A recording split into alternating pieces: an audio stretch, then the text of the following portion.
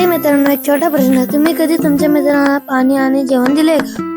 मी रोज देतो, पण माझे मित्र थोडे वेगळे आहे. ते म्हणजे माझी बहीण. सकाळ झाली की माझं पहिलं काम काय असतं माहितीये? मी इथे येतो आणि त्यांना थंडगार पाणी देतो, कारण ते आनंदी असतील तर माझा दिवस सुख.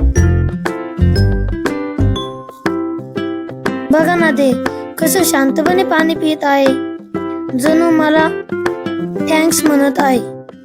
आता मी शेतात जातो आणि त्यांच्यासाठी ताजा चारा घेऊन येतो. कधी कधी चारा आणतात थोडा थकवा येतो, पण जेव्हा ते आनंदाने खायला लागतात ना, तेव्हा सगळा थकवा गायब होतो. हे बघा, मी आता त्यांना चारा देतो. खरं सांगू का, हे फक्त काम नाही, हा माझा रोजचा छोटासा आनंद आहे.